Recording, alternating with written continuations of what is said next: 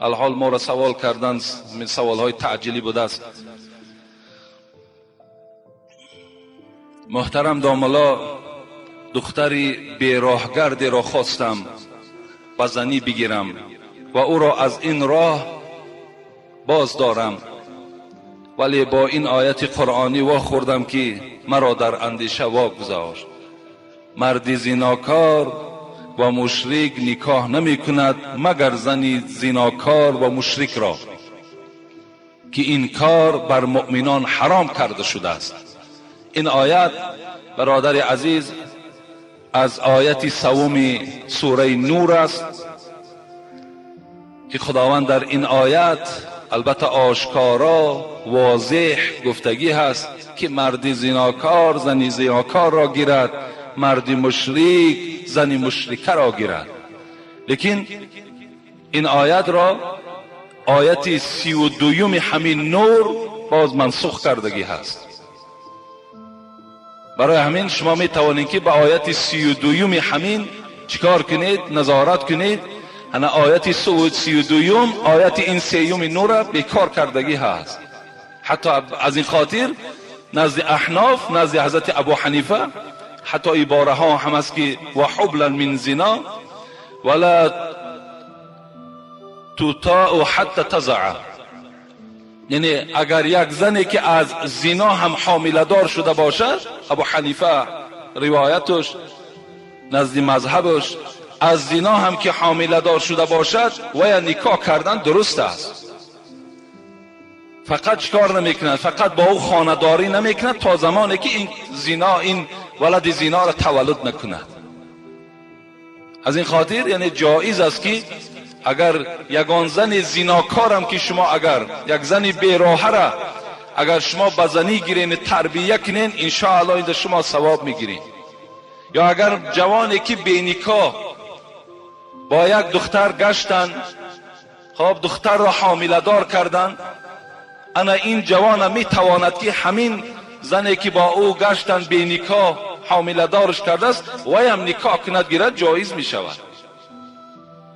لیکن برای اینه که نسبش معلوم است الکه، یعنی همون حامل از همین بچه است، معلوم است این میتواند که تا زاییدن همون کودک با این زن چیکار کند؟ خانه‌داری کردن گیرد. لیکن این فرزند ولد زنا داشت، ولد زنا حکم کرده میشه، زیرا که در بین اینها نکاح وجود نداشت.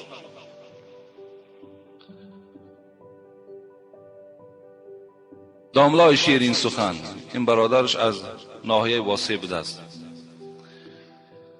فیته های مگنیتوفانی که در آنها سرودهای سرایندگان ثبت شده است، در نظر دارم اودیو مگنیتوفون را، و همچنین فیته های ثبت شده کلام الله با تفسیرش، امر معروف، از جمله با صدای شما را می فروشم. کاری خوب میکنم یا بد؟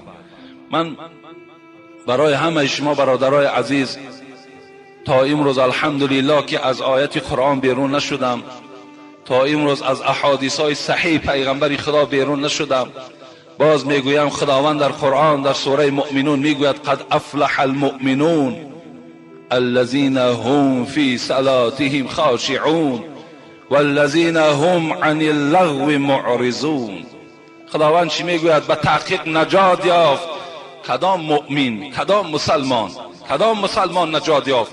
همان مسلمان هایی که در نمازشان خاشع هستند، در نمازشان ترسننده هستند، نماز از برای الله میخوانند، نماز آهسته میخوانند، نماز با رکوع و با سجده های ملایم میخوانند. اینها گفت نجات یافتگی هستند. زیرا من دیروز در یک معرکه بودم فرخار، اونجا ما را سوال کردند که همین نمازی که تیز خوانده میشود آیا در همین یگان وعید است، یگان خبری در قرآن آمده است؟ انا در زیر علمی تفسیر آیت قرآن مفسران میگویند که نماز باید که خاشعانه باشد، نماز باید که با ترس باشد، نماز باید آهسته باشد. زیرا من برای شما حدیث ابو سعید خدری را گفته بودم، خود صحبتی وی است، این صحابه پیغمبر است. وقتی از یک نفر پرسید، نگاه کرد که بسیار نماز تیز میخواند، رکوع های تیز دارد، سجده های تیز دارد، حضرت ناراحت شدن صحابه پیغمبر، زیرا وی نماز پیغمبر را با چشم دیدگی بود. فریاد زد گفت کم تصلی هذه الصلاه. برادر عزیز گفت این نمازی که الحال خواندی چند سال شد خوانده ای ساده ای؟ منذ 40 سنه. گفت ای ابو سعید 40 سال شد که این گونه نمازی تیز میخوانم. حضرت چی گفتند؟ مثل ما ترسیدن یا مثل ما رعایه کردن؟ نه، اونها رعایه نمی کردن، اونها نمی ترسیدن، اونها هم تا آشکارا می گفتن. گفتن ای جوان ما صلیت منذ 40 سنه. گفتن قسم به الله، گفتن تو 40 سال نماز نخواندی. لو مت على غیر فطرت محمد صلی الله علیه و سلم. اگر تو با همین نمازت از دنیا میگذشتی حتی تی در دین محمدی نبودی. این سخن ابو سعید خدری است. در دوامش چی گفتن؟ خداوند باز کدام مؤمن ها نجات می‌یابد؟ والذین هم عن اللغو معرضون. آن مؤمن هایی که از شنیدن سخنهای لغو، سخنهای بیهوده پناه طلب کردن، اینها در نزد خدا نجات می‌یابند. اگر همون سراینده‌ای که سخنهای بی معنی دارد، شعرهای دارد که از تربیت بیرون است، اخلاق جوانها را ویران میکند، این گونه سرودها را گوش کردن ما و شما سبب نجات ما و شما نیست. زیرا که این السمع والبصر والفؤاد كل اولئک کان عنه مسئول. خداوند در قرآن میگوید یقین دانین چشمهاتان، گوشهاتان، دستهاتان، پایهای شما در روز قیامت از حیات شما نزد من اخبار میدهند. در کدام راه سر شدن اخبار میدهند. شما خودتون خلاصه شو برارید. دیروز ما در یک معرکه بودیم، بسیار یک صحبت عجیب شد و حتی یک برادر خیلی قیمت ما عجایب یک سخنی گفتند در همون سرودهای بی‌معنیی که بعضی سراینده ها می سرایند تماشا کنین. گفتن همون معرکه در فقط زنک میماند و کودک، دیگر هیچ کس نمیماند. موی سفیدای عاقل هیچ کس نمیبینی، آدمای اهل خیرت در اون معرکه نمیبینی. شما میره مشاهده کردی خودتان.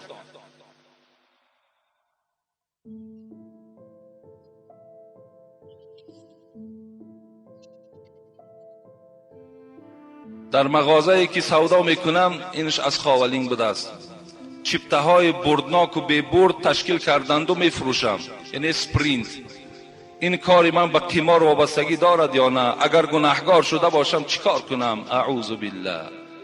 عزیز الله، این برادر عزیز الله نام داشته است.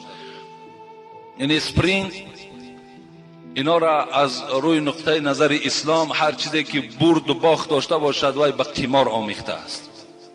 آیا از حساب قمار حساب کرده می شود؟ یعنی به قمار البته به البته وابستگی دارد و خداوند در قرآن هم همه ما و شما را از خوردن عرق، از قماربازی، آیتی که من در باب عرق برای شما صحبت کرده بودم، از قماربازی، از عرق نوشی، از بت پرستی، از فالبینی که اینها را پروردگار در قرآن حرام گفت، پلید گفت و ما و شما را گفت اگر از اینها دوری جوید نجات میابید. این هم از همون جمله چی هست؟ جمله قمار هست. السلام علیکم و رحمت الله و برکاته. داملای محترم، کودک میده را 4-5 ساله را گفتن بسم الله را و سوره را یاد دهی اوبال است. میگویند که اوبال است چون که به عقل هست، یا پسر یا دختر. نه، بلکه امروز الحمدلله 5 ساله بچه حافظ قرآن است، 5 ساله دختر امروز حافظ قرآن است. اینا را هر کدام شما، پیغمبر خدا چی گفتن؟ اولین کلمه که به زبان کودک باید رانده شود این چی است؟ لا اله الا الله محمد رسول الله است. اینا باید امروز ما و شما بی نهایت دور شدیم. امروز لبی دسترخوان دمی نشینیم فقط ملاها را غیبت میکنیم. امروز لبی دسترخوان دمی نشینیم غیبت همسایه ها را میکنیم. یک توده فرزند داری، 9-10 فرزند. تصور کن که تو 9 تا بلا به سر خود آوردگی هستی اگر از عهده اینها نبرایی، اگر اینها را تو تربیت کرده نتوانی. اینها را نزد دسترخوان که نشستین، فرزندهای چی دخترتان باشد چی بچه هاتان باشد نصیحتشان کنید. همین از رحمتی پدرم در آوان خوردیم از یاد کرده بودم. یعنی آن سوره های را که شما در خوردی از یاد میکنید وای در سر شما نقش میبندد، مثل نقشی در سنگ است، وای هیچگاه گم نمیشود. این سوره هایی که شما در سین و سال بلند الکی از یاد میکنید، این از یاد شما در او میرود. از این خاطر کودکان را در همون خوردی تعلیم دهید، به اسلام نزدیک کنید، با محمد صلی الله علیه و سلم شناس کنید. این ماه مولود است. در لب دسترخوان که نشستی بچم میدانی که همین ماه محمد تولد شدن صلی الله علیه و سلم است. محمد پدرش عبدالله نام داشت، مادرش آمینه نام داشت، فلان قزن داشت، 6 تا فرزند داشت، فرزنداش اینا بود. آمدن محمد صلی الله علیه و سلم به دنیا از این وظیفه ها عبارت بود. گفته اینا را به فرزندان تعلیم دهید. این اوبال نیست. ولی بعضی برادرها میگویند که اگر فرزند خرد در پهلوی تو آمدن نماز خواند در خانه، اینم گناه هست. گفتگی اینم گناه نیست. برای چی پیغمبر خدا گفتن نمازهای سنت در خانه خوانید؟ برای چی گفتن نافله هاتون در خانه ها خوانید؟ یک حکمتش همین است که کودکی تو وقتی 2 ساله است، 3 ساله است، 4 ساله است، همون خم و راست شوی تو را وقتی که میبیند آمده در پهلوی تو چیکار میکند؟ وای هم عادت میکند، وای هم خم راست میشود. از پدرش شاید که پرسد، شاید خدا در ذهن همون کودک در آورد و از پدرش پرسد پدر چرا تو خم میشوی؟ چرا تو سجده میکنی؟ پدر چی میگوید؟ آخی الله وجود دارد، ما بنده خدا هستیم، ما باید خدا را عبادت کنیم. به فرزندی من تو هم فردا کلان که شدی ان همچنان خدا را عبادت کن. این وظیفه های هر یک پدر و مادر است.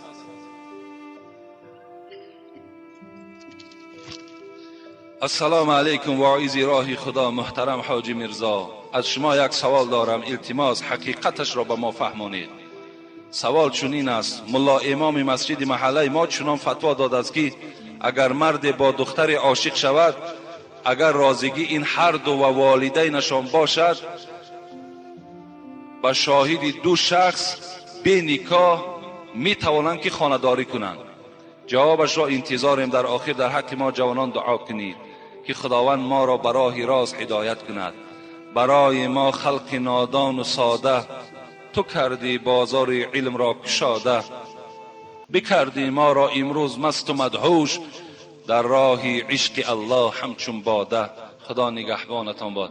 یعنی این برادر عزیز، هر یک ملایی که برای شما چی فتوایی که میدهد، امروز الحمدلله پیشرفت علم بینین. از ملاهاتان پرسین از کجا تو همین صحبت کردی؟ همین فتوایی که بر من دادی دلیل دارد یا ندارد؟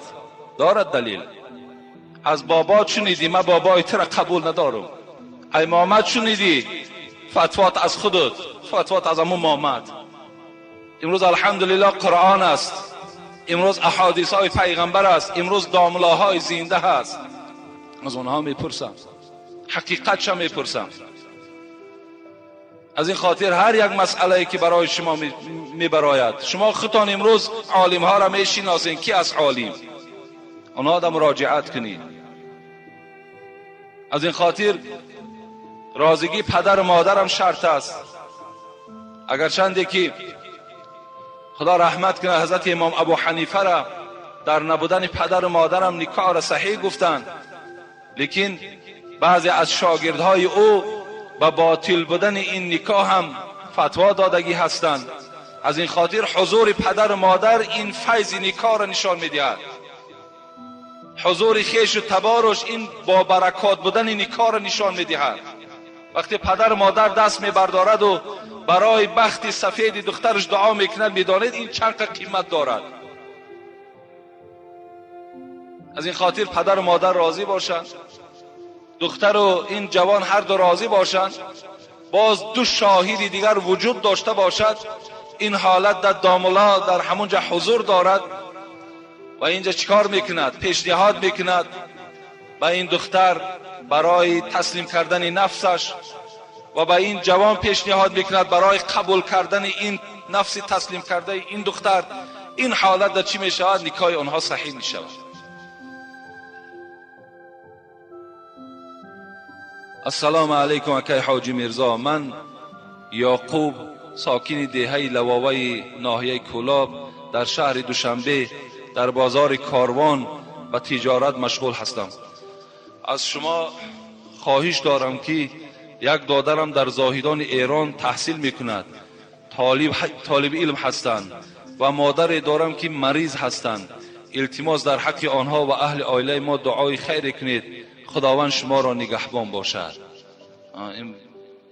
خدای مهربان این مادر که این برادر دیروز یک صدقه هم آوردگی بودند، خدای مهربان این مادر شفای کامل و شفای عاجل نصیب بگرداند و این جوانی که تحصیل علم دارد، خدا علم لدون، ذهن ذکی، علم نافع، علمی که برای فایده اسلام باشد، خدا نصیبش بگرداند. آمین یا رب العالمین.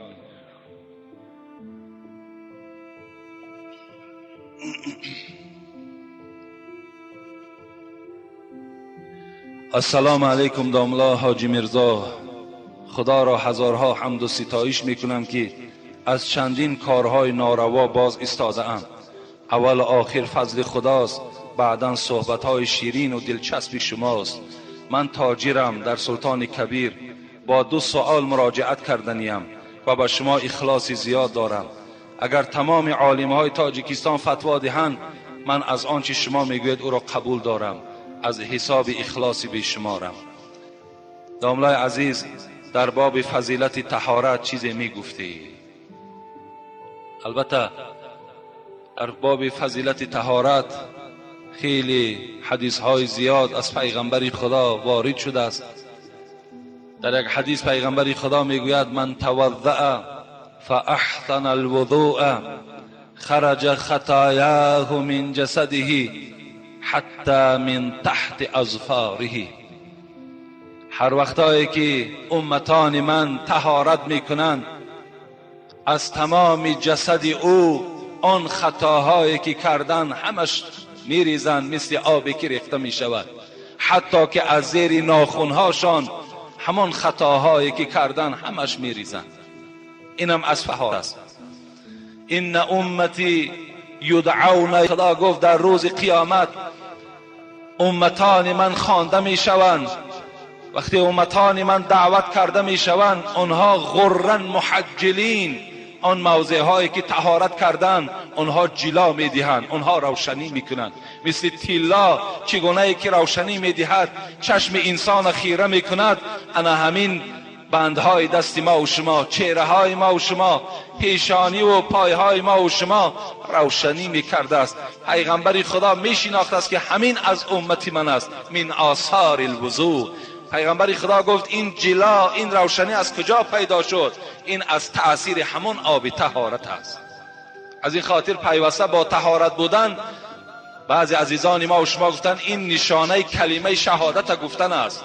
یعنی اگر ما و شما با طهارت باشیم، مبادا که یکی ناگهان اجل به سر ما و شما آمد، در نزد خدا ما و شما در نفرهای نویسانده می شویم که همچنان کلمه شهادتش گفتگی هست. این درجاتی هست که برای آدمانی که صاحب طهارت هستند.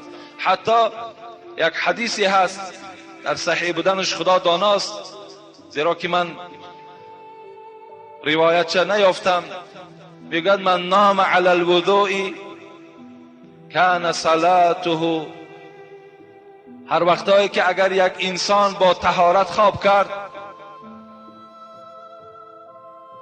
میگوید نفسه تسبیح، نفسش تسبیح است.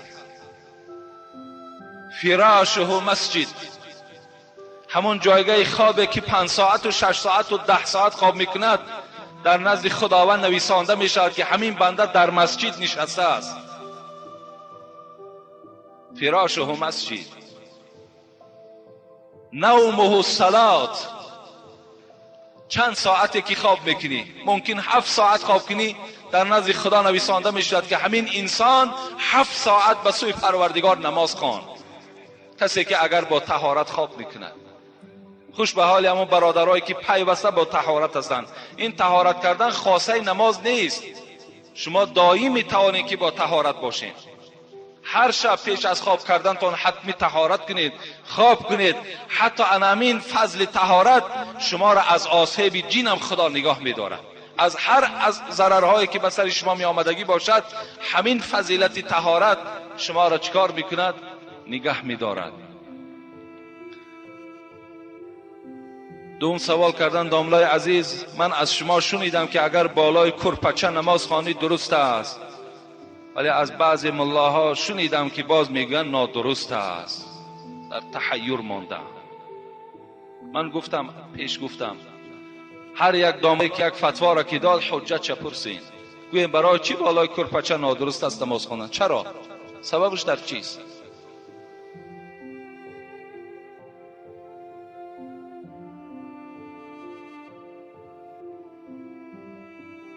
سوال داشته است. برای همین مادام من برای شما میگویم بالای کرپچه درست است، نماز تا نخوانین، فقط همین جایی که سجده میکنین سخت باشد، انا همینش خوبتر و بهتر است. و بالای کرپچه هر چی ملایم هم که باشد خواندن گیرین، نماز شما را خدا قبول میکند. مخور سایی فریب فضل عمامه زاهی، خدا رحمت کند محمد صاحب ایرانی را که یک کلیاتش در نزد من است. او چی میگوید؟ وایم بیچاره از دسته همین بعضی ملاهای سلا کلان چیکار کردم؟ خیلی مانده شدن، دیدن که فقط سله دارد کله ندارد. و چی گفتن؟ گفتن مخور صاحب فریب فضل زاهید، همون فضل همون سله کته بدنی او دا گفتن فریب نخور که در گنبد زی به مغزی صدا بسیار میپیچد.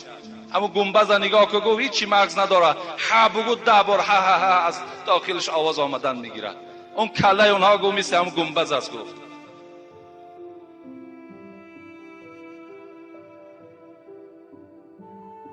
از خدا ترسیدن در کار. من افتا بغیر علم کان اسم علی من افتا. پیغمبر خدا میگه کسی به علم فتوا میدهد ضرر فتوا در گردنش است.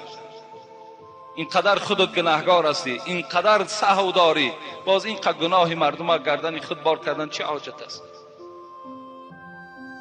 السلام علیکم بابای حاجی، ما یک گروه از شهر دوشنبه از دهه موینکه مخلص شما، از شما خواهش داریم به مسجد ما تشریف آورید و در آخر در حق ما دعای خیر کنید. خدای مهربان دهه شما را پر فیض و پر برکات کند و باز اخلاص شما را نسبت اسلام و نسبت قرآن زیادتر بگرداند و خداوند شما را از همه آسیب های دنیوی اخروی نجات دهد. آمین یا رب العالمین. من ندانم این موینکش در کجایی که مسجد شما رو، برای همین که خیر خداوند نصیب کرده باشد و اگر یافتیم و یکی شرایط همان کشید انشاءالله خیر زنده و سلامت باشه میاییم. آیا درست است که السلام علیکم داملای شیرین سخن حاجی میرزا، آیا درست است که زن در خانه تنها باشد و مهمانی که به خانه آید و زن اقلا برای جواب دادن مهمانان در را نگشاید و از پس در جواب گرداند و از هدیه های آورده مهمان را نگیرد؟ یعنی وقتی که اگر مهمان خانه کدام از ما و شما می آید، اگر مرد در اون خانه، گفته بودم که برادرای عزیز در خانه که مرد نیست، و این حدیث پیغمبر خدا بود که وقتی تو تنها اون خانه می روی با این زنی خاندار، سیوم شما شیطان می شود. از این خاطر بهترین صورتش همین است که شما در این خیل خانه ها ندارید، زیرا اگر هرچی شما حلال پاکیزه هم که باشین، امروز دشمن های وجود دارد که شما را تهمت کنند، شما را در هر گونه تهمت ها پایبندتان کنند. از این خاطر همین زن خاندار می تواند که گوید که مرده که من وجود ندارد، یا مرده که من بازار رفته است، یا مرده که من مثال فلان جا رفته است. اگر هدیه هاشه که باقی من میلش گیرد، هدیه هاشه هدیه های باقی ندارد، فقط از او، از سلام کردن با او، از قبول کردن او این زن حقوق ندارد. ولی بعضی ما و شما خیلی فکر میکنیم که اکنون بسیار کاری خوب میکنیم، بعد زنها من چی میگد؟ خیلی مردک نیست خانش هست کو آخی، بیا نیست مردک، بیا خانش هست. اینا را ما و شما باید که قبول نداشته باشیم، علل خصوص در انمین جمعیت حاضره.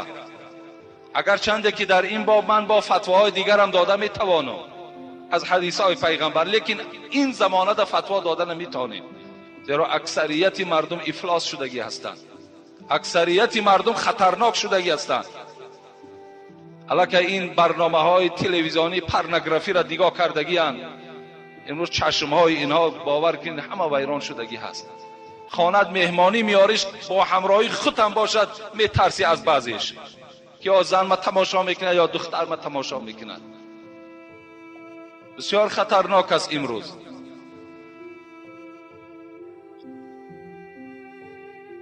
السلام علیکم داملای شیرین سخن حاجی میرزا، از شما احترام خواهش می نمایم که با این سوال من جواب دهید. من چندین بارها پدرم را غیبت کردم. امروز که پشیمان شدم میخواهم به درگاه خداوند توبه کنم، ولی از پدرم بخشش پرسیدن نمیتوانم. میترسم که خشم و غضب و نفرت پدرم نسبت به من زیاد گردد. آیا توبه کرده و به درگاه خدا از این اعمال زشت کافی هست؟ کافی هست. اگر امروز تر خداوند این عقل فراست داده باشد که این پدر توست و این غیبت کردن تو برای تو حرام است، نادرست است، امروز هم که خدا تر بیدار کرده باشد، خوش به حالت. همین روز هم به سوی خداوند توبه کن، خداوند توبه تو را میبخشد. پیش پدرت غیبت هاتم خبر ندی، فقط به سوی خدا توبه صادقانه کن و از این روز اعتبارا همون خدمت پدر تکن و دعاش بگیر. انشاءالله خداوند تو را همه گناهات عفو میکند. بر آباءکم تبرکم ابناءکم. حبیب خدا میگوید اگر خواهین ای جوانهایی که امروز صاحب فرزند هستین، اگر خواهین که فرزندهاتان فردا برای شما خدمتگار شوند، امروز پدر و مادر را خدمت کن، فردا تو این نیکی را از فرزندهات میبینی. دوم، فاسق کی را میگویند؟ با احترام یکی از مخلصان شما از شهر دوشنبه. فاسق یک آدم بد اخلاق، یک آدم بد کردار، یک آدمی که بسیار نادرست رفتارها میکند، زبانی درشت دارد، این فاسق میگویند.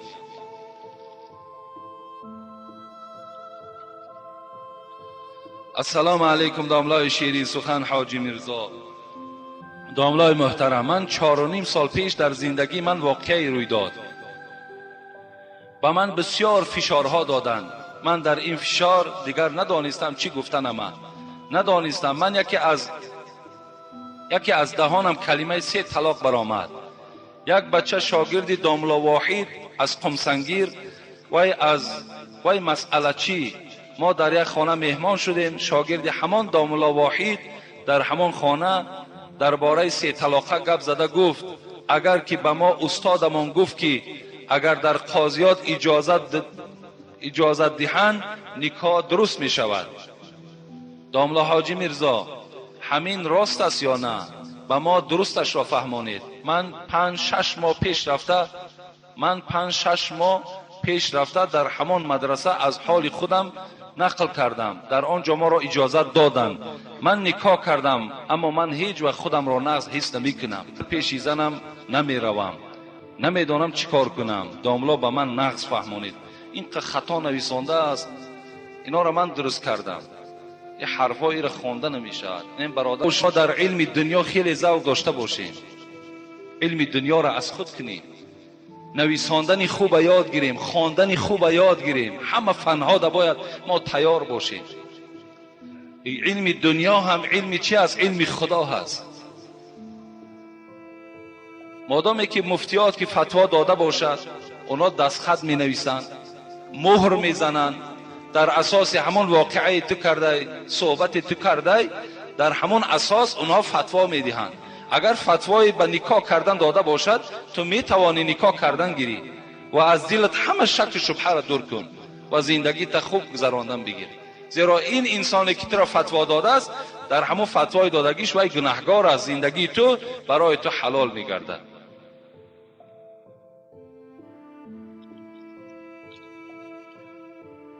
داملای محترم، اگر علاجش باشد با سوال ما جواب گردانید. در وقت خدمت عسکری نمازهای وقتی را قضا کردم. با همین روشنی می انداختید. یعنی در حالت عسکری کدام شما اگر نماز قضا کرده باشید می توانید که همون نمازهای قضاتون آمده همون 2 سالی که اگر باشد همون 2 سال نماز قضا گفته نیت کرده همون 2 رکعت فرض است 4 رکعت فرض است چگونه ای که الحال میخونیم هم تا خوانده رفتن گیریم. بین نماز عصر و شام نانشته کردن ممکن است یا نه؟ ممکن است. اگر نماز عصر تا خواندگی باشد بین عصر و شام طعام میخورین، آب میخورین، همه این جایز است. این سخنهایی که اگر ما و شما بین عصر و شام اگر طعام نخوری و اگر شراب یکی مابادا یگان شاکید میارن ننوش که مثال فرزندی تو را از آب بوغ هستن، اینا هیچ اصلی ندارن.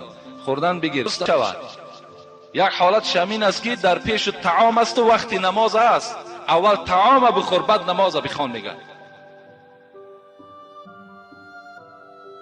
بین نماز سنت و فرض هر خیله گپ گفتن ممکن است یا نه؟ این ترک سنت می شود. اگر شما نماز سنت که خواندین تا نماز فرض می توانین که با ذکر الله مشغول شوید، تسبیح گردانین، اینش بهتر، اینش به سنت قریب است. اگر مبادایی که یگان گپی بیهوده هم که گفتید این سنت شما را بیکاره نمی کند. زیرا صاحب فتوای خلاصه هم میگوید که من برای باطل بودن سنت کسی که از پسش گپ زدگی باشد فتوا نمیدهم، زیرا یگان دلیل ندارم. لیکن بهترش صاحب فتوای خلاصه هم میگوید این است که تا ادا کردن فرض بین سنت و فرض فقط تسبیح گوید، ذکر کنید، گپ های بیهوده در مشغول نشوید. جوابنامه برای مرده ضرور است یا نه؟ ضرور نیست. جوابنامه گفتگی چیز وجود ندارد. ولی در قبرها جوابنامه می نویساندن. امروزا شکر که همش گم شد نابود شد. جوابنامه را کی میخواند؟ یک آدم جاهل شما بردین و گراندین. مثلا من می نویسم به عربی لا اله الا الله محمد، در عمرش کلمه عربی را دیدگی نیست و از کجا را خوانده میتونه؟ اگر در همون داخل اگر شما قرآن اگر آویزان کنید این آدم گناهکار باشد و در نزد خدا جزا میگیرد. این جوابنامه شما هیچ کاری ندارد. جوابنامه ها نیست. اگر چی خدا رحمت کند صاحب صلات مسعودی سخن گفتگی از من خواندگی بدون، لیکن اینا دلیل ندارن. جوابنامه را انسان خودش جواب میگه. مثلا اون منکر و نکیر که از او پرسان کرد خدای تو کیست، پیغمبری تو کیست، دینی تو چیست، او خودش جواب میگه. این کاغذ گرفته و خوانده نمیگیره. اصل ندارد. اینا بی نهایت باور کنین یک سخنهای پوچی به معنی هستند. موافق شریعت ختم خوجه برای مرده اجازت است یا نه؟ موافق شریعت ختم خوجه است، ختم دیگرش است. این نه به آیت است نه به حدیث. مگر که ما و شما مثال امروزا ختم میکنیم، این ختم خوجهش باز چند بار گفتم، باز میگم که همین خدا رحمتش کند این محله ما و شما را، همه این محله ما را میدوند. بابای ملا شریف استاد ما بود که همه شما میشناسینش. همون حضرت داملای بخارایی بود، همون اجازت نمیداد که ختم خوجه کنید. میگو بهترینش همین است که یک قرآن خوان آورین، یک بچه‌ای که قرآن گذرانیدگی باشد آورده یک سوره تبارک خواند، ثوابش به همون مرده بخشین. این بهترین صورتش است. برای همین باز گفتم که همون ببینید ختم خوجه میکنیم چند قد گناهگار میشین، در همون چقدر گناهگار میشین. من چند بار در ختمای خوجه در دیگر محله ها اشتراک کردم. این محله ما در ختم خوجه نیست الحمدلله. رفتیم اشتراک کردیم، همون سنگایی که میگردونن اخیر در همون را بوسه کده در دیده هاشون میمالن. گناهگار میشوی. فقط بوسه کردن سنگی که در خانه کعبه هست. حضرت عمر وقتی وی بوسه کرد چی گفت بسوی او قسم به خدا گفت ای سنگ، گفت من دیدم که محمد تو را بوسه کرد و الا من تو را بوسه نمی کردم، زیرا از تو هیچ فایده ای نیست، از تو هیچ منفعتی نیست، مگر که من محمد را دیدم صلی الله علیه و سلم را که تو را بوسه میکرد. از این خاطر پیرو پیغمبر شدم و تو را بوسه میدهم. از این خاطر اینا را بوسه کردن جایز نیست. دیده ها مانده میمالیم با همون سنگایی که گویم از میکروب خالی نیستن، هم بود کردیم دستمون در درون طبق میاندازیم. اگر در پیشمان طبق باشد، دسترخوان باشد، باور که تمام خیال ما به دسترخوان از پروای ختم هم نداریم.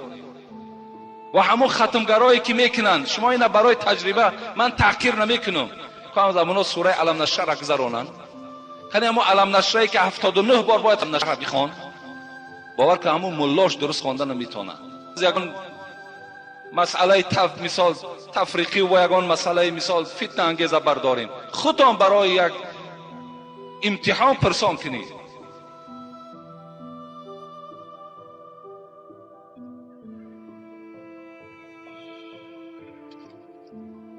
السلام علیکم بابای حاجی میرزا. من از شما خواهش میکنم که شما با سوالهای من جوابی درست را دهید.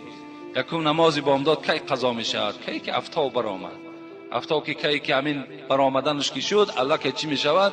نماز بامداد قضا میشود. نماز بامداد تا برآمدن آفتاب درست میشود نمازش خوند نماز شد. در وقت نماز در 10 ساعت یا اینکه چله باشد نماز مکروه میشود. نه اگر چله نقرگی باشد یا ساعت‌های مثل ساعت‌های نمی ما و شما باشد باکی ندارد، لیکن اگر چله طلا باشد ساعت طلا باشد این حالت نماز تو مکروه می شود. بابای داملا حاجی میرزا، سوال آخران ما چنین است: همین نمازی که ما میخوانیم تیز خواندنش ثواب است یا اینکه آهسته خواندنش ثواب است؟ بسیار است یا نه؟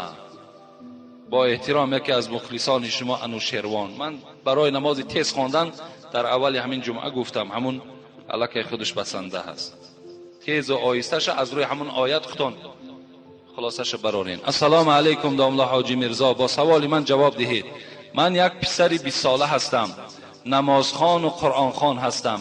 من یک دختری مسلمان را نغز میبینم و دل دادم. التماس جوابش را گردانید، در حق ما دعا دهید. برای همه عاشقا همین عشق لیلی و مجنون درس است خودش. همون عشق لیلی و مجنون خانه خودش درس است. عاشقی خودش جایز نیست در اسلام. عاشقی از اسلام نیست. شما فقط می توانید کدام دختری را که دوست می دارین شما می توانید که رفته از او مثال یک تماشا کنین، چهره او حکایه میکنه که من یک دختر در عاشق شدم، یعنی دوست داشتم، میگه برای من این قدر اجازت شد که فقط باید تو میتوانی که یک نظارت کنی، یک نگاه کنی. من از پسی درخت میرفتم می ایستادم و راهگردی او را و چهره او را تماشا میکردم. صحابه پیغمبر این چنین میگویند. یک صحابه دیگر که ابو هریره روایت میکند میگه پیش پیغمبر آمد گفت من فلان دختر انصاری را میگیرم، یعنی از همون مردم مدینه را. پیغمبر خدا گفت رو با وی صحبت کن، زیرا که چشمهای دخترهای مدینه یک چیزی دارد که به تو معقول می شود یا نمی شود. یعنی شاید در چشمهای همون دخترهای مدینه یگان خالی بوده است یا یگان کمبودی وجود داشته است. پیغمبر خدا این جوان گفتن اول دیده و بعد چیکار کن؟ به نکاح درآ. برای همین شما می توانید که رفته او را، یعنی در جای خلوت و در شب دعوت نی، می توانید مثال به خانه‌اش روین، در حضور همون پدر و مادرش چهرهش ببینید، خب با او مصلحت کنین. این در اسلام برای شما رخصت میدهد. لیکن با او عشق ورزی کنی و با او دست درازی کنی و با او مثال در شهر سیل و سیاحت کنید، این در اسلام برای شما رخصت نمیدهد. فقط صدقه همان صدقه هست، اجر در همان صدقه هست که اگر آدم از حساب داراییش کند، از حساب دولتش خیر احسان کند. زیرا برای آدم دولتدار خیر احسان کردن هیچ غم و اندوه را برپا نمی کند. اگر شرایط من بهتر باشد، اگر پسنداز من خوب باشد، اگر هرچی خیر احسان کنم باز خرسند می شوم، نه غمگین نمی گردم. و اسلامم قرآنم اللهم حبیبشم همین سپارش‌ها را برای ما و شما مطرح کردند که انسان‌هایی که شرایط دارین، دولت دارین، دست فقیر و دست بیچاره و دست بیوزن و دست یتیم بچه‌ها را گیرین، دعای اونها را گیرین و به سبب این خیر احسانتان، به سبب این جوانمردیتان باز دولت شما را الله زیاد میکند، باز مال شما زیاد میگردد. چگونه ای که حبیب خدا حضرت با این قدر بزرگی قسم میخورند والذی نفس محمد بیدی، قسم بر آن خدایی که جان محمد در دست اوست. چی قسم میخورد؟ ما نقص مال عبد بالصدقه. هیچگاه انسان اگر خیر احسان کند، ای انسانهای دولتدار، پیغمبر قسم خورده ایستاده است. قسم به الله میگوید حبیبی خدا، ای انسانهایی که دولت و شرایط دارین، شما خیر احسان کنید، مال شما کم نمی شود، بلکه الله در بالای مال شما باز مال زم میکند، مالتان میدهد. وقتی تو یک یتیم بچه را یاردم میکنی، یک طالب علم یاردم میکنی، یک مسجد را بنا میکنی، یک راه را تیار میکنی، یک آبیاری میکنی و دیگر خدمت هایی که وجود دارد، و او بنده های خدا دست میبردارن میگن پروردگار این جوان مردم مالش زیاده بگردان، دعای اونها در نزد خدا قدر دارد، قیمت دارد. وقتی یک طبق خوراکی را که در خانه یک همسایه و یک فقیر روان میکنی، وای دستش در آن خوراکی با لذت وقتی دراز میکند، بی واسطه وای میگوید که خدا پدر و مادر تا رحمت و مغفرت کند، خدا مرادها تا حاصل کند. دعای این پروردگار میشنود، دعای او را خدا قبول میکند. یکی بازگشته میگویم که برادرایی که شرایط ها ندارین، قرضدار هستین، در بدر هستین، فرزندهای در غریبی دارین، برای شکم شما را سیر کردن، اسلام به ذمه شما خیر احسان فرض نگردانید، واجب نگردانید. من انشاءالله در باب فضیلت زکات و وعید بی زکات ها انشاءالله در همین نزدیکی صحبت دارم. شاید این جمعه آینده شود. فقط شما آن خیر احسانی که می شود از جانب برادرها اونها را گرفته استفاده برید. من به خاطر چی اینقدر جمعه های زیاد در اطراف این فضیلت صدقه صحبت کردم؟ تا که شما آگاه شوید که این مشکلاتی که ما و شما بالای خودمان آوردیم، این اسلام نمیخواهد. اینجا عیب اسلام نیست، اینجا عیب قرآن نیست، اینجا عیب خود ما و شما هست که این بار وزنین در گردن خود بار کردیم. این عیب ما و شما هست. اینجا اسلام گناهگار نیست. اسلام به ذات خود ندارد عیب. هر عیبی که هست در مسلمانی ماست. اسلام هیچ عیبی ندارد. انشاءالله امروز سوال هایی که خیلی شد جواب هاشون منتظر هم میخواهم در اطراف اینها که خیلی سوال های زیاد آمده است، گفتیم دیگر سوال ننویسید تا که اونها را منال جواب گفتن در خدا دانا است که اونها را جواب میگوییم. السلام علیکم اکای حاجی مرزا. سوال میگویم بعد از مستحب دستت را به صابون بشو یا 3 بار در خاک بزن؟ درست جواب گویی. البته هر یک انسانی که شما مستحب میکنین، یعنی بعد از حاجت خانه برآمدن خواهین که دست هاتون شوین، یعنی بعد گویم از حاجت خانه برآمدن ما و شما مستحب آبی میکنیم. وقتی مستحب آبی که کردیم، بهترین صورتش همین است که امروز در خاک نی، بلکه به صابون اگر دست هامون نشوییم. امروز شکر خدا که صابون در شرایط ما و شما وجود داره. بهترین صورتش همین است که پیش از آنی که به طهارت دست رو گوییم ما و شما شروع میکنیم، اول دست هامون به صابون شوییم تا که همون بوی دستی که همون بویی که در دست ما و شماست همون بوی دور شود و بعدا ما و شما پیوسته طهارت ما دوام دهیم. این بهترین صورتش است. السلام علیکم اکای حاجی مرزا. با این سوال من جواب گویید که از قفای امامی که دندان طلا دارد نماز خواندن درست است یا نه؟ مخلص شما از واسه. از پس امامی که دندان طلا دارد نماز جایز است. نماز جایز است.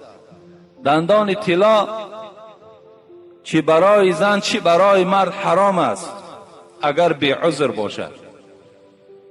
اگر عذر نباشد برای مرد چله طلا، برای مرد گردنبند طلا، برای مرد ساعت طلا، دندان طلا، همه این صراحتا در حدیث حرام آمدگی هست.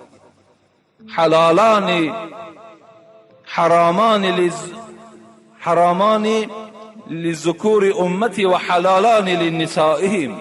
در متن همون شرح الیاس هم که فتوا هست، در اونجا هم این در کتاب کراهیتش این حدیث تحلیل کردن که حبیب خدا گفتن ابریشم همراه طلا و تمام مردهای امتم حرام گردانیدم و به زنهای امتم حلال گردانیدم. لیکن برای زنها انداختن گوشوار و گردنبند، دستمانه جایز است، لیکن دندان طلا اگر برای زیبایی کرده باشد این حرام است، در اسلام اجازت نیست. حتی حدیثی را که دائما بهر شما گفته بودم که حبیب خدا جوانی را زیارت کردند، در دست او چله طلا دیدند.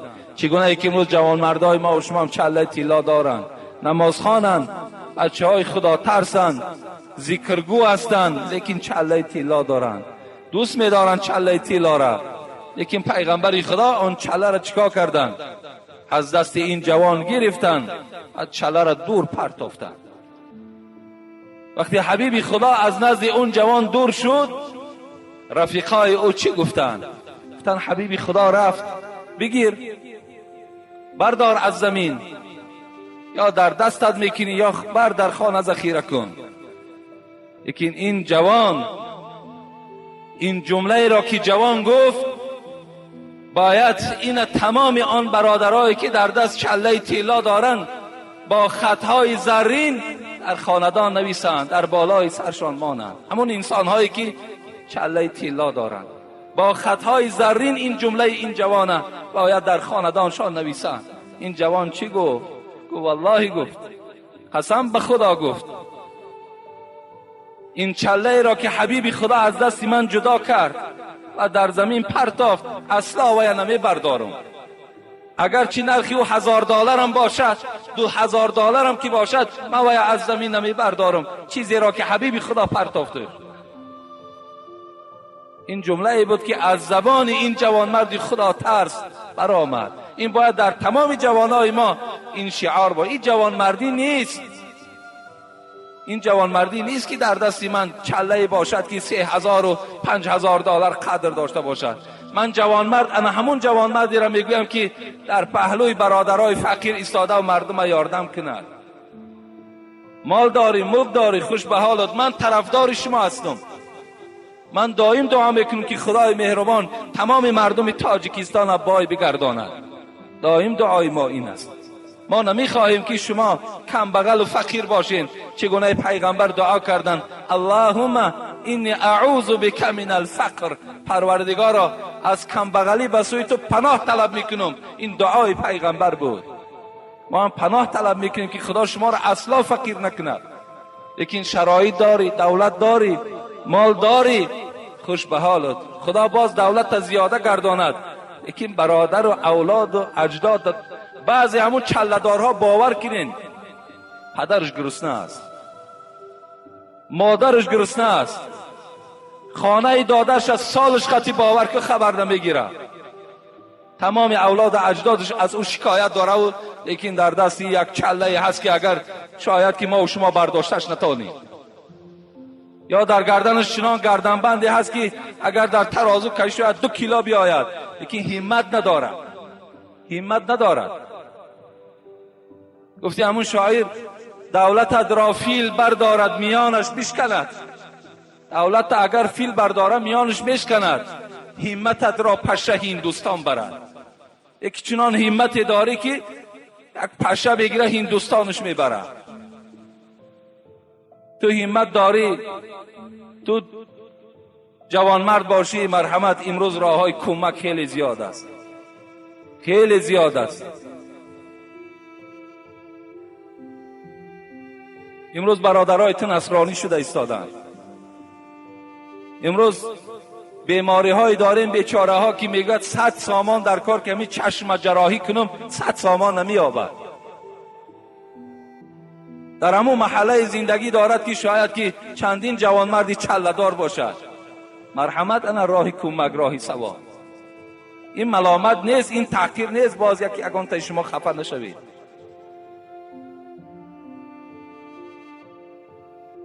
دندان طلا اگر داشته باشد امام، از پسش نماز خواندن درست است.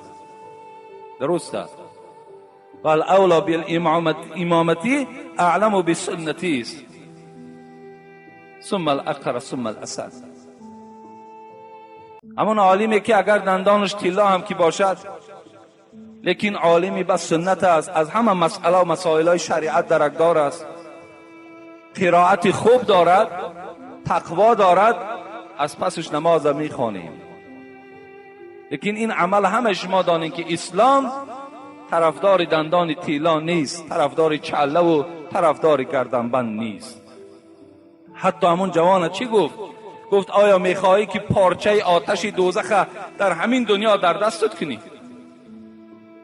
یعنی این چله طلا گفت روز قیامت گفت به آتش از آتش دوزخ مبدل می شود و در انگشت تو داخته می شود. داری خوش به حالت بر ذخیره کن، در پهلوی همون پولهایی که جمع کردی در پهلوش بگذار، یه روز در کارت می شود.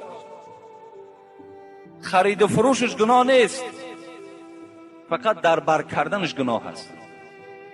اگر تجارت هم که کنین طلا، تجارت طلا درست است. السلام علیکم اکای حاجی میرزا، من یک مخلص شما هستم. عاشقان را اسلام چی میگوید؟ عاشقان را اسلام سخنی سخت نمیگوید. عاشقی این جایز نیست در اسلام. دادرای عزیز، جوانای عزیز، عاشقی خود معنی ندارد. هر کسی را که شما میخواهین که نکاح کرده گیرین، شما را اسلام رخصت داده است که رفته چهره وی تماشا کن، رو وی ببین، خوب است، خوب صورت است، بد صورت است، خوش سخن است، بد سخن است، همه اینها را از تجربه بگذران و بعداً چیکار کن؟ و نکاح کرده بگیر. لیکن اجازت نمیدهد اسلام که تو با او دستی به دست کرده و ماها و سالها با او یک جایه بگردی و آخر آمده بعد نکاح کرده گیری. این حرام است در اسلام، اجازت نیست. شما وقتی یک دست یک دختر را می قپین، من به همه شما یک سخن را می رسانم، فقط خواهر خودتان پیش چشم بیارید. فقط خواهر خودتان. وقتی تو دست یک خواهر برادر می قپی، هیچ وقت نیتی تو نیتی پاک نیست، تو دروغ میگوی. با دلی صاف، این دلی تو صاف میشد، دستی او دختر قپیده و فشرده و از دستی او راحت نمی بردی. او دلی تو خیلی دلی غجد است، او دلی تو خیلی دلی سیاه است. او را من میبینم، من میفهمم. تو دروغ میگویی. وقتی دستی او را قپیدی، تصور کن که یک رفیقی تو دستی خواهری تو را میقپد، خودت را چه خیلی تصور میکنی؟ مادام برای خودت که نمیخواهی، برای برادر مسلمان تم نخواه. یک برادر تم بیچاره را در غم اندون افتان، تا که فردا یک رفیقش میگوید میدانی خواهرت با فلانی دیدم. خیلی آدم غمگین میشود، ناراحت میشود. از این خاطر اسلام عاشقی را هیچ وقت جایز نمیگوید. حتی شما تلفنی هم صحبت داشته باشید، اسلام این حرام میگوید. تلفنی، زیرا صدای زن خودش ریاکسیا دارد، خودش یک وجود آدم را ویران میکند. با تلفن حتی همراه او صحبت نکن. حبیب خدا به تمام جوانها سپارش داد: یا معشر الشباب، ای جوانهایی که شما زنگیرین، شما زنخواه هستین، من استطاع منکم الباءة فلیتزوج. کدامید که اگر قوت داری، پول داری، زن بگیر. و باز گفته است پیغمبر: ای مردم دختردار، مهر دخترتان بلند نکنی. بهترین زن همون زنی که مهرش کم است. دختر تا نرخ قیمت نمان که آیسته آیسته پای مردم دیگر از دروازه تو کنده می شود. این دختر است، او شهوت دارد و هم شوهر می فارد. روز از روزها تو را به آب رو می کند با این نرخ نوایی که تو در او دختری خود گذاشتی. جوانها را می گوید کدامت پول داری، مال داری، زن بگیر. فإن لم یستطیع، ای حبیب خدا اگر نداشته باشیم چی؟ فعلیکم بالصوم فانه وجاء. گفتن جوانای عزیز مادامی که نداشته باشین، خدا شما را صاحب مال و ملک کند و دخترها را، دختردارها را خدا انصاف دهد. شما روزه گیرین تا که شهوت شما، اما شهوتتان به واسطه روزه شکسته شود. روزه بگیرین. گفت روزه شما را مانده میکند، روزه شما را شکسته میکند، همون طغیان شهوت از بدن شما دور میکند. این از توصیه پیغمبری خدا.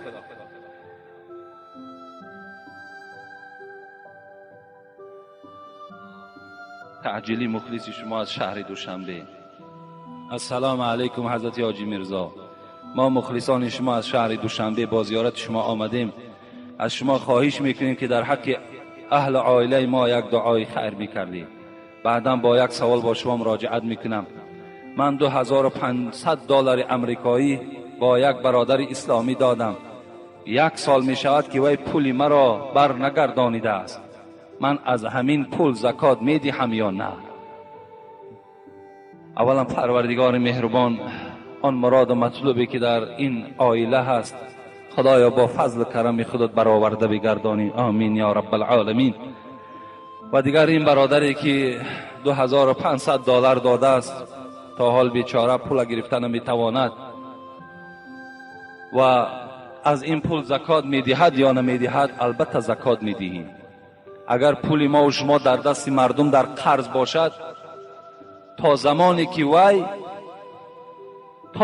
که وی گوید که نه من نمیدهم یا گوید که من پول تو را نگرفتم، تا این زمان ما از او پول زکات میدهیم. این وقتی ما پیشش میریم پول ما نمیدی یا نمیدهی؟ میگوید که میدهم. 1 ماه پس میدهم، 1 سال پس میدهم. تا همون زمان ما زکات او را دادن میگیریم. اگرچه پول در دست مردم هم که باشد، در دست مردم هم که باشد و مال ما هست، از این خاطر از آن پول ما و شما زکات میدهیم. برادرای عزیز، شما با کسان داد و گریفت کنین که این گونه شما را ندوانند. با برادرای یار رفیقی کنین که از خدا میترسیدگی باشند، تا که امروز شما سرگردان نشوین. بسیاری برادرای را دیدیم با یکدیگر رفیق بودن، مناسبتشون با واسطه همین قرض و پول با همین مناسبت هاشون ویران شد. برای همین شما پولهاتون همه وقت در شخصای دهید که اونها ایمان به الله دارند، ترسی از خدا دارند و شما باوری کامل دارین از اونها. این حالت با اونها داد و گرفت پولی کنید.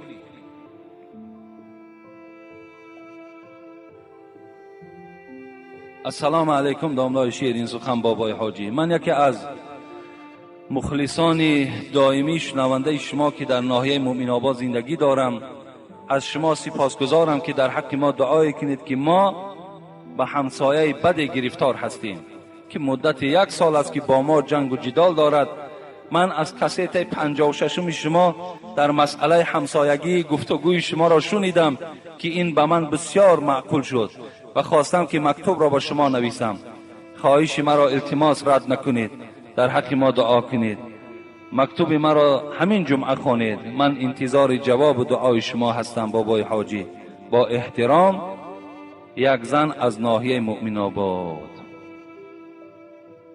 قیل یا رسول الله این فلانه تصلی لیلا و تصوم النهار و تؤذی جیرانها بلسانها، فقال رسول الله صلی الله علیه و سلم لا خیر فیها هی فی النار. این برادری ما کسی باشد در یک همسایه خیلی بد گرفتار شده است و میخواهد که با واسطه دعای ما و شما از این همسایه بد نجات یابد، از دشنام اون نجات یابد. این حدیثی که الحال برای شما خواندم، این حدیثی هست که نزد پیغمبر خدا یک نفر آمد گفت ای پیغمبری خدا، یک نفر شب تا به روز نماز میخواند، روز باشد روزدار است، لیکن همسایه اش را بسیار آزار میدهد. در حق این گونه انسان چی میگویی؟ حبیب خدا چی گفتند؟ لا خیر فیها هی فی النار. گفتند آن نماز شبش و این روزه‌ای که در روز میگیرد نیست خیر در آنها، با او خبر دهید که وی دوزخی هست. کسی که در پی آزار همسایه هست. ما زال جبریل یوصینی بالجار حتی ظننت انه سیورثه. حبیب خدا را حدیث صحیح است. هرگاهی که جبرائیل پایان میشد نزد من می آمد، مرا از حق همسایه داری خبر میکرد. دائم در حق همسایه داری مرا تاکید میکرد. گمان بردم این که انسان وقتی از دنیا میگذرد همسایه از همسایه میراث میبرده باشد. تا این قدر گفت حضرت جبرائیل مرا تاکید کردند. بسیار بد است برادرای عزیز. هر کدامی که شما همسایه دارین، خوب است ناخوب است، با او معامله خوب کنین، کاری کنین که با او رفت آمد کنین. خداوند این بنده که از این جمعیت ما دعا طلب کردند، خدایا به همه مراد و مطلوبش موفقش بگردانی و همه خصلت‌های ناخوب این همسایه را خدای مهربان از بدن او جدا کنی و در عوض این خصلت‌های بدش خداوند با او حلم و با او نرمی و با او انصاف نصیب بگردانی. آمین یا رب العالمین. به نام خداوند بخشنده مهربان. السلام علیکم داملای عزیز. من خواهر اسلامی شما، کسبی من همشیره طبی می باشد. اگر در یگان بیمارخانه کار کنم و مردهای نامحرم را جایز است که اوکال کنم؟ التماس با این سوال من جواب دهید. البته در ضرورت جایز است. اگر همون خواهرهایی که همشیره هستند در بیمارخانه ها کار میکنند، بغیر اونها دیگر نفر یافت نمیشد که مردها را معالجه کند، در این حالت جایز است که این زنها همون مردها را همون موضع فقط ضرورت شد، همون موضع ضرورت طبابت کنن، جایز است. اگر با شرطی که ضرورت باشد. السلام علیکم بابای داملا. خدای مهربان صفی شما برای این عالم ها را زیاده بگرداند. بابای داملا التماس با این سوال من جواب گردانید. اگر آب دیده کنید طهارت میشی کند یا نه؟ ما یکی از مخلصان اشهدی شما هستیم، یونس و منوچهر و یعقوب و خدایداد، و در آخر با ما یک دعا کنید که ما قرآن را نیست کردیم و با آخر رسانیدیم. خداوند شما را حافظ کامل بگرداند و در این حفظ کرده اتان خدای مهربان شما را عمل کننده بگرداند. آمین یا رب العالمین. آب دیده طهارت نمیشکند. آب دیده هیچگاه طهارت نمیشکند. اگر از کدام ما و شما آب دیده جدا می شود، چه از ترس الله باشد چه از روی مصیبت باشد، این به طهارت هیچ دخالتی ندارد. برعکس اگر انسانی که اگر از ترس الله، اگر گفتن حتی به سر یک پشه، اگر یعنی همون آب چشمش به اندازه یک سری پشه باشد، الله گفته از روز قیامت وی از عذاب دوزخ نجات می‌دهد. دوستان خدا میگوید وقتی از چشماشون که آب میریخت، آب در زمین افتیدن نمیماندن، بلکه اونا آب چشم میگرفتن و در وجودشان میشکیدن، میمالیدن و میفهمیدن که در کجای بدن اگر آب دیده از ترس الله چکیده باشد، همون موضع را آتش دوزخ سوزانده نمیتواند. از این خاطر این ثواب دارد، این اجر دارد. طهارت شما را نقص نیست، طهارت شما را باز نورانی میکند. السلام علیکم داملای شیرین سخن حاجی مرزا. همین سوال ما را امروز جواب گردان. مرده شب مانده را در شب شستن ممکن است یا نه؟ دوم، اگر پدر بیمار باشد با پسر ممکن است که او را تازه نماید؟ از شما منت دارم. مرده در شب وقتی میماند شستنش بی نهایت لازم است. اگر در کدام خانه ای که مرده باشد و فردا نیت گوراندن او داریم، همان شب شوییم، تازه کنیم. سحر وقتی که ما او را برداشتن کی شدیم باز یک خبر میگیریم. اگر هرچی از خون و از چیزی که از وجود او بیرون شده باشد و یا بالته گرفته تازه میکنیم، دویم باره شستن دیگر حاجت نیست. همان یک بار شستن خودش واجب است. شستیم، سحر پاکیزه میکنیم، تازه میکنیم، پیش از آنه که در کفن او را چکار کنیم؟ جای کنیم. این بسیار خوب است. دیگر روز باز گویم سرگردانی ها کمتر می شود. ثواب است. و برای فرزند تازه کردن پدر جایز است یا جایز نیست؟ اگر مادرش باشد برای مادر این وظیفه است. مادرش، یعنی برای زن همون مرد وظیفه زن است که باید که زن مرد در حالت بیمارداری کند، باید تازه کند، شوید، پاکیزه کند. لیکن مادام زن نباشد این حالت در برای فرزندان از روی ضرورت جایز می شود که فرزندان همون پدر را نگاه می کنند که تا که پدرشان باز یک بار درچان زیاده نشود، یک بار چرکی او زیاد نشود، یک بار گویم بو و آن بویی که در وجود او است باز او افزون نشود. این حالت در رخصت می شود.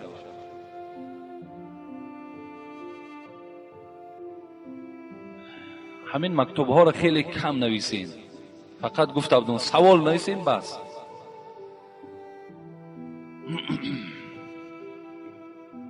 اینجا در خیلی صحبت ها نویسانده است. خب بعضی نصیحت ها ما را هم کرده است رحمت. خب 2 سال پیش مادرم وفات کرد و بعضی آدم ها به من گفتن که خانه را انداوه نکن، خانه را سفید نکن و تا 1 سال چکدان تانه نکن که اوبال است. برای آن که 1 سال باید اعضا بگیریم. من میگویم با آنها که شریعت سبوکی گفته است باور نمیکنند. اگر 1 سال پس پدرم، 2 سال پس بابایم، 3 سال پس مامایم وفات کنند، من کی خانه ام را تعمیر میکنم؟ یا که زنی گفت که پسر برای مادر کفنی نخرد که اوبال است. التماس با سوال من جا، اینا همه یک گپای بیهوده هستند. کفنی را میخریم، کفنی ما را تیار میکنیم، خوب است. و اگر پدرمان مادرمان کدامش که از دنیا هم که گذرد، این گذشتن این امر حق است، هممون میگذاریم و این به تعمیر خانه گذشتن هیچ وابستگی ندارد.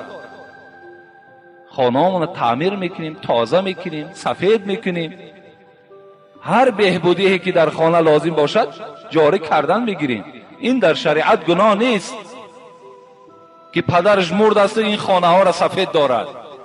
این جای ملامت نیست، بلکه پاکیزگی خودش هم از اسلام است. ان الله نظیف یحب النظافه، ان الله جمیل یحب الجمال. خدا خودش زیبا از زیباها را دوست می‌دارد. خداوند خودش پاک از پاکیزه ها را دوست می‌دارد. از این خاطر این به معرکه های مصیبت کاری ندارد.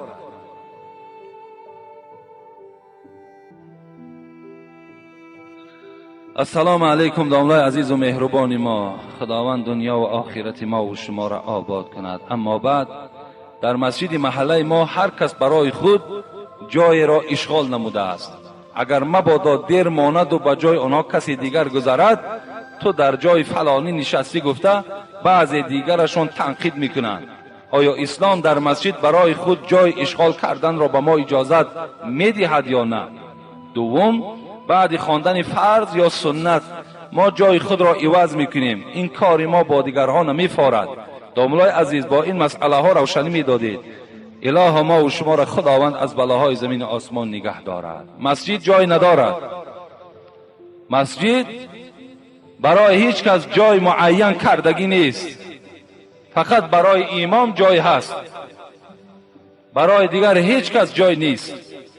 هر جایی که انسان می آید می نشیند، برای او جای هست. اگر مبادایی که من این مسئله را یک بار دیگر گفته بودم، یگان جوانی که اگر یک موی سفید احترام میکند و در جای خودش شیناند، این حق همو جوان است. وای در جای من نشست گفته وای ملامت کنی، در تو گناهگار میشوی، مسجد جای ندارد. اینجا نفری هست، مخصوص مثال مسجد ما، نفری هست که از ساعت 9 و 10 آمده در همین نزد ما می نشیند. وای اخلاص دارد، وای محبت دارد. وای یک انسان آمده و از زیر کشش برداشته و رو از جای من، این جای من است، این در حقوق ندارد، این آزار می شود.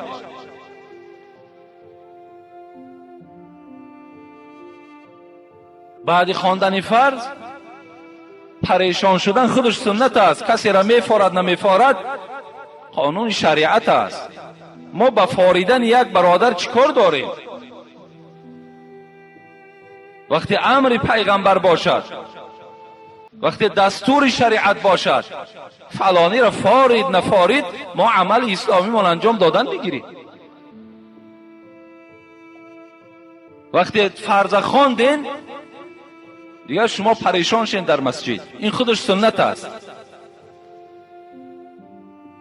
سنت اگر کسی در سنت می ایستد، در سنت صف می ایستد، خودش مکروه است، اجازت نیست.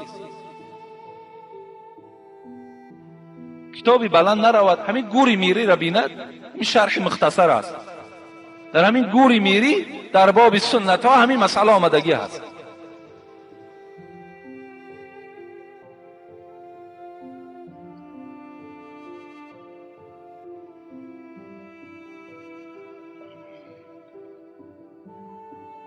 سلام اکای حاجی مرزا، من مخلصی اشدی شما هستم. با همین سوال من پاسخ درست دهید. من نماز خود را میخوانم ولی در مکتب با لباس مکتبی و سری لیچ میروم. من جواب شما را انتظار هستم. خواهر عزیز، اسلام برای تمام پیروان خود لباس معین کردگی هست. میگوید صاحب مختصر، ما آیت قرآن دلیل، اگرچه مختصرم استدلالش از ما آیت قرآن است، والحرة كل بدنها الا الوجه والکف والقدم. صاحب مختصر در کتاب صلات میگوید زن مسلمان کل بدنش باید پوشیده باشد مگر چهره رو، یعنی چهرهش گشاده باشد، گناه نیست. کفای دستش تابد، گناه نیست. و کف پاشم که تابد، این گناه نیست. گفتن و الرجل من تحت سرتی الى تحت رکبتیه. اما مردها را چی؟ از زیر ناف تا زیر زانوش فرض است، کسی باید این موضع را نبیند. صاحب مختصر در عباره در کتاب صلات و ما و شما معین کرده. از این خاطر خواهر عزیز یا برادرای محترم، اسلام الحمدلله که برای ما و شما لباسش معین کرده است. برای زنها پوشیدن کل بدن مگر چهره هاشان، کف دست هاشان، پای هاشان اگر تابد، این گناهی نیست. بغیر این اگر سر لوج باشد، پیشی بر لوج باشد، پایهای او تافتگی باشد، اینجا علک وی گناهگار در نزد الله است، وی گناهگار است.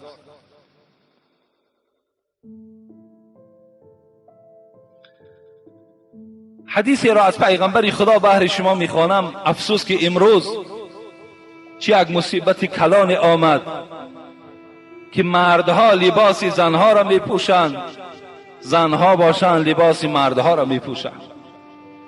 امروز دیگر ما میگوییم تاجیک هستیم و فخر داریم به تاجیکیمان. امروز دیگر تا دختری تاجیک از غیر تاجیک شناخته نمی شود. حالی کولاب الحمدلله خیلی خوب است. شما پایتخت روید احوال دختری تاجیک بینید، خیلی آدمی اگر حسی ملی، اگر حسی وطن دوستی داشته باشد، باور کنین خیلی مصیبت کلان در گرفتار می شود. دیگر شناختش نمی شود که این دختر از کجاست. و وقتی که اگر صحبت میکند با زبان تاجیکی صحبت میکند، این خیلی مصیبت کلان است. ما الحمدلله مردم تاجیک به خودش لباس خاصه داشت، لباس ملی داشتیم، لباس های بهترین زیبا داشتیم. چرا از اینها استفاده نمیبرند؟ چرا آن لباسی که خود مردم تاجیک دارد این مردم، همین مردم خود ما لباس را نمیپوشند؟ لعن الله الرجل يلبس لبسة المرأة والمرأة تلبس لبسة الرجل. حبیب خدا گفتند لعنت الله است به همان مردی که لباس زن می پوشد و لعنت الله است به همان زنی که لباس مردها را می پوشد. امروز دخترای تاجیک ما و شما کرته های ما و شما را می پوشند، پیشای بری اونا نمایان، گردنهای اونا نمایان، تمام وجود او نمایان. پس آیا جنایت کی روشن میکرده است؟ این جوانایی که امروز در زنا داده شدند، امروز جوانایی که گوییم 5 سال و 10 سال زندانی میشوند، چیکار کرد؟ فلانی قتل زنا کرد. و سببش در چی است؟ سببش در همین است که تو لباس چنان لباسی هست که مردک به خود جذب کردی. آخه اگر مرده نباشد ولی دیگر شهوتش بیدار میشود. اینجا مرد دیگر چی گناه دارد؟ آیا همچنان نیست؟ کدام ما و شما اگر بینیم، کدام ما و شما بینیم احوال همون زنها را در حال وجود ما و شما تغییرات پیدا میکنه. برای چی حبیب خدا گفتند یا معشر الشباب، ای جوانها زن گیرید. برای چی گفت؟ فانه اغض للبصر و احسن للفرج. برای چی گفت؟ برای چی شما جوانها را گفت پیغمبر که درو زن گیرید؟ زیرا گفت این زنی که شما میگیرید اغض للبصر، چشمهای شما را پرده پوش میکنه، و احسن للفرج، دیگر شما را به زنا کردن نمیمانه. یعنی شهوت شما دیگر شکسته میشود با همون زن خودت. دیگر میل تو، عشق تو دیگر به سوی زن بیگانه نمی رود. از این خاطر از همه خواهرای عزیز، از همه زنهای مسلمان، خواهش ما همین است که لباس ملی تا نپوشین. لباس ملی تاجیکی که داریم، از کرته های اطلس و از کرته های چکن و از همون رویمالای زیبایی که داشت مادرهامان، مامهامان، از همونها پوشین. انشاءالله این تاجیک بدن تو هم نشان میتد. امروز تمام مهمان های دنیا برای تاجیکستان دیدن. امروز این جناب عالی تمام تاجیکا را در روی دنیا معرفی کرد، ما را به تمام مردم دنیا شناس کرد که ما مردمی چی هستیم؟ مردمی مهمان پذیر هستیم، ما مردمی خوب هستیم، ما مردمی مسلمان هستیم. اونها آمده ما و شما را میبینند، از لباس ما، از رفتار ما اونها خلاصه میبرارند.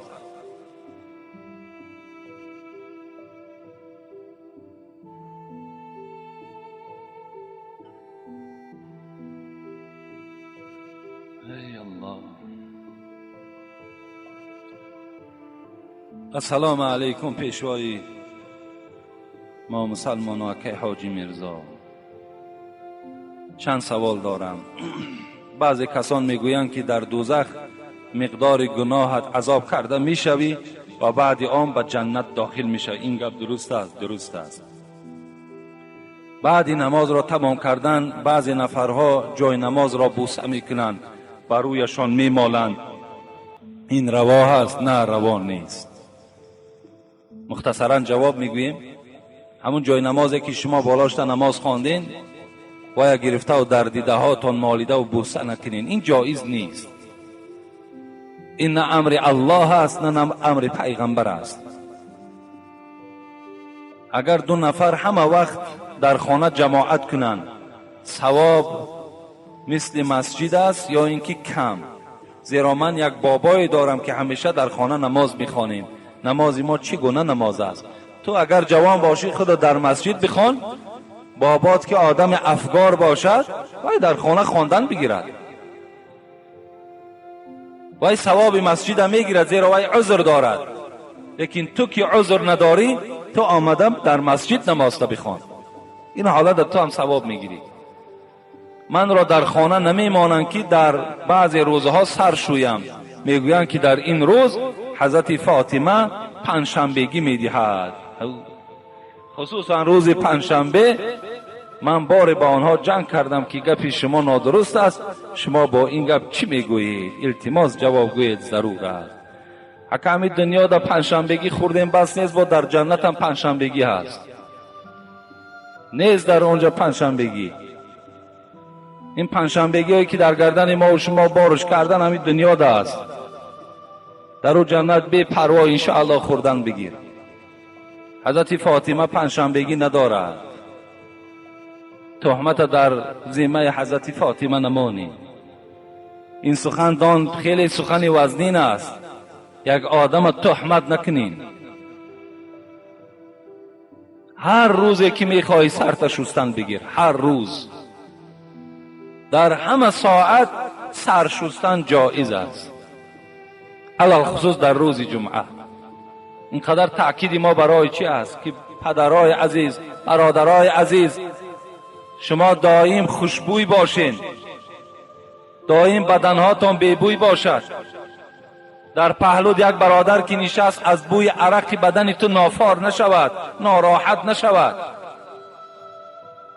برای چی حضرت ابن عباس برای شما مثال آوردم که حضرت گفتن هر وقتایی که عائلم زنم در پهلوم که میخوابید خودش خوشبوی میکرد، آوازی میکرد، طهارت میکرد. وقتی حال او را که اینچنین دیدم، حضرت گفتن من هم برای زنم آوازی میکردم، خوشبویی میکردم، بعدا در پهلوی زنم خواب میکردم. از این خاطر شما هم در جاگه خوابتون خوشبویی کنین. همون جاگه خوابتون در وقت خوشبویی میکنین، این خوشبویی با زمیان که سنت است. دیگر حکمتش همین است که هیچ آسیب جین به شما نمیرسد. آسیب جینی که شما در خواب هستین ضرر میتواند رسانیده، حتی ایبوی همون خوشی شما را آنها به سوی شما آمده نمیتوانند. برای همین دائم بدنهاتون شویین. چهارشنبه است، پنجشنبه است، جمعه است، کدام وقتی میخواهین شستن گیرین، ثواب میگیرین، هیچ وقت گناهگار نمیشوین شما. حضرت داملا یک رفیق ما 5 سال پیش مسلمان بود. سال 2000 زنی مسیحی گرفت و از مسلمانی روی گردانید. صاحب 4 فرزند شد. الحمدلله حاضر باز مسلمان شده است، لیکن زنش مسیحی است و اسلام را قبول نمی کند. این رفیق ما پیش از مسلمان شدن زنش گفته بود اسلام بر ضرر تو هست. اکنون این رفیق حیران است، با زن مسیحی زندگی در اسلام جایز نیست.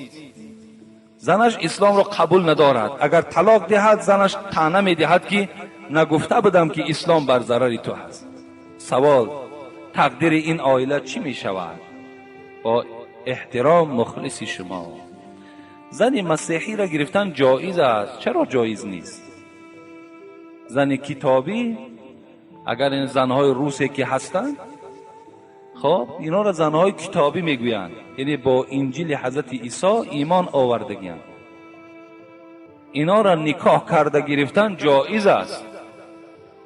اگرچه مرد مسلمان هم که باشد، این زن نصرانی هم که باشد، درست است زندگیشان. از این خاطر تقدیر این عائله هیچی نمیشه، زندگیش دوام دادن گیره. فرزندایی که دارد اون فرزندا را در روحیه اسلام تربیت کند. بهترین صورتش همین است. این 4 فرزندی که آمده است به دنیا، اینها را مسلمان کند، اینها را تربیت کند، اینها را پیرو آیت قرآن و پیرو احادیث های پیغمبر کند. ان شاء الله هیچی در زندگیش زلال خلل نیست دیگر. زندگیش دوام دادن گیرد.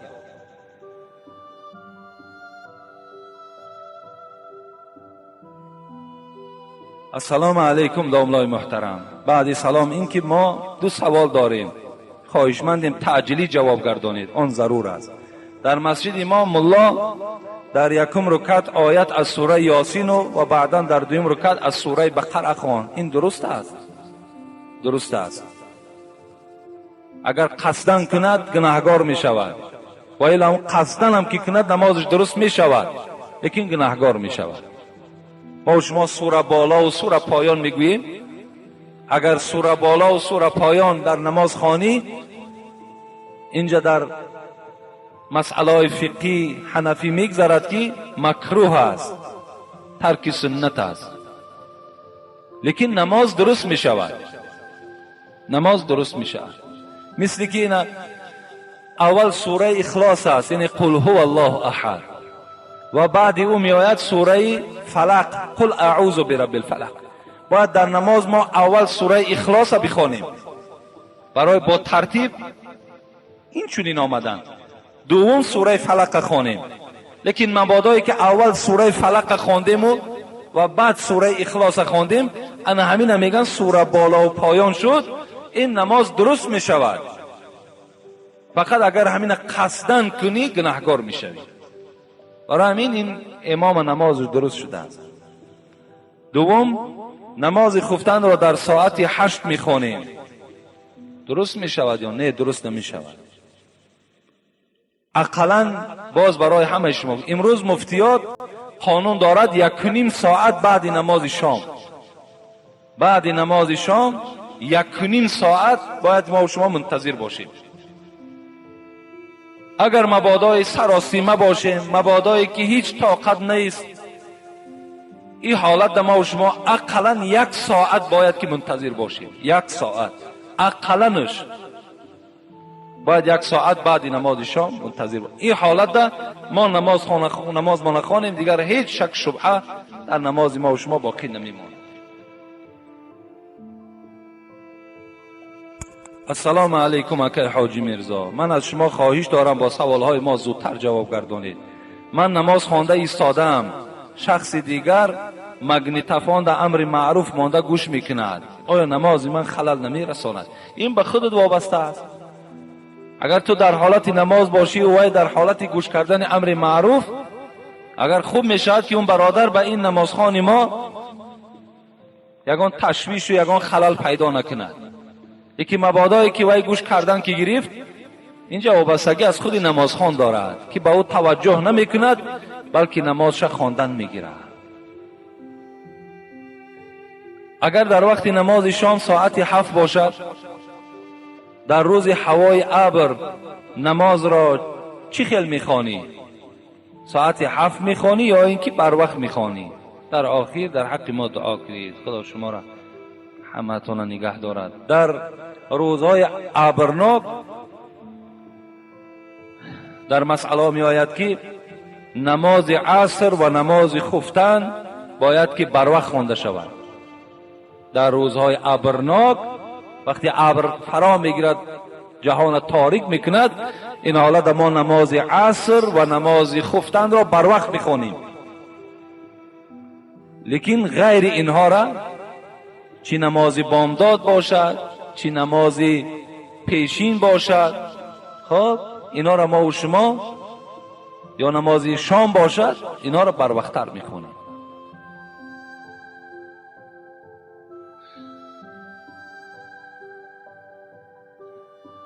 السلام علیکم اکای حاجی میرزا.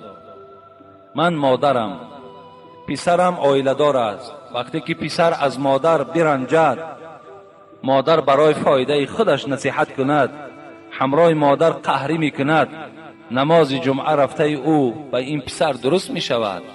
جوابش را پر فهمونی. یعنی این مادری که فرزندش را نصیحت میکند، پند موعظه میکند، لیکن بازم این فرزند با پند نصیحت مادر هیچ اهمیت نمیدهد و باز با این مادر قهری میکند. اسلام چی میگوید؟ چی در سوره عنکبوت، چی در سوره اسراء و چی در سوره لقمان از پروردگار سپارش آمده است. اعوذ بالله من الشیطان الرجیم. و وصینا الانسان بوالدیه حسنا. در سوره عنکبوت است.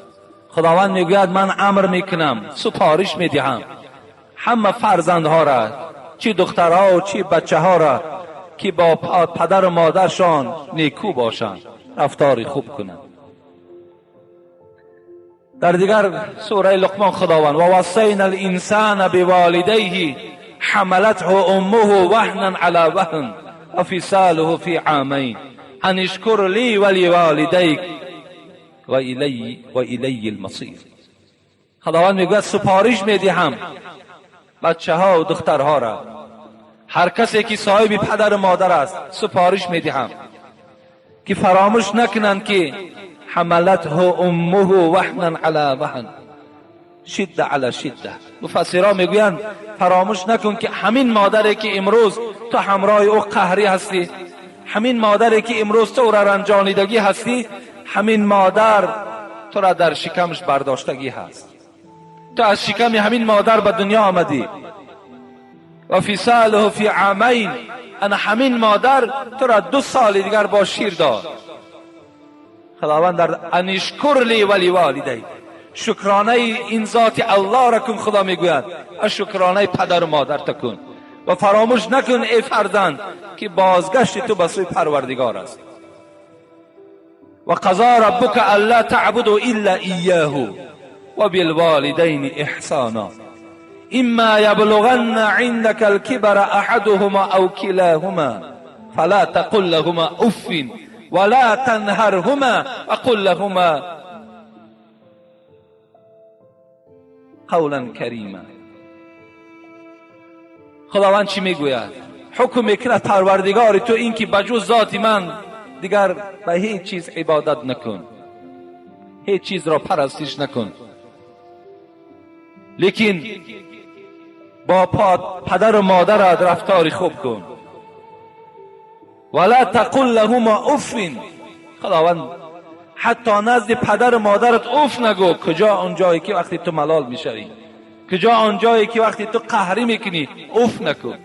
ولا تنهرهما، نهر نزن، بلند آوازی نکن، داد نگو به سوی او. و قل لهما قولا کریما، هر وقتای با او صحبت میکنی با زبان خوش، با زبان ملایم با او صحبت کن. واخفض لهما جناح الذل من الرحمه وقل رب ارحمهما كما ربياني صغيرا. در دانش پروردگار میگوید تو پدر و مادرت احترام کن، وقتی وای نزد تو میآید خیز برای اونها تعظیم کن و در دعایت بگو که پروردگارا پدر و مادر مرا خوار نگردان، پدر و مادر مرا درمند نکن. پروردگار چی میگوید؟ کما ربیانی صغیرا، چگونه ای که در خردی تو این پدر و مادر این گونه دعا را در حق تو کرده بودند. از این خاطر وقتی اونها که این دعا را در حق ما کرده باشند، پس باید که ما چیکار کنیم؟ در حق اونها دعاگو باشیم، باید اونها را نرنجانیم. حضرت عبدالله ابن مسعود از حبیب خدا پرسیدند کدام عمل محبوب تر به سوی الله است؟ پیغمبر چی گفتند؟ الصلاة علی وقتها، نماز در وقتش خواندن. گفتند این بهترین عمل به سوی پروردگار است. ثم ایون یا رسول الله، بعد از آن چی ای پیغمبر؟ حبیب خدا چی گفتند؟ بر الوالدین، در حق پدر و مادر خدمت کن. گفت این محبوب ترین عمل از سوی پروردگار است. از این خاطر جوانای عزیز، برادرای مهربان، کسانی که امروز صاحب پدر و مادرین، مادامی که شما نمازخوانین، مادامی که شما مخلصین، مادامی که شما پیرو قرآنین، به همه شما قرآن مراجعت میکند که کاری کنین که پدر و مادر از شما راضی باشد، کاری کنید که اونها را نرنجانید، زیرا که تمام عبادت های شما حبطه می شود.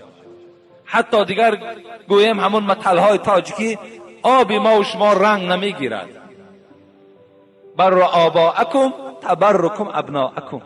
پیغمبر خدا گو اگر خواهید که فرزندهاتون شما را فردا احترام کنند، امروز احترام پدر و مادرتون کنید. اگر کردین فردا فرزنداتون احترامتون میکند. چگونه معامله که میکنی از فرزند هم خیلی معامله را انتظار باش. آخر دعوانا ان الحمد لله رب العالمین.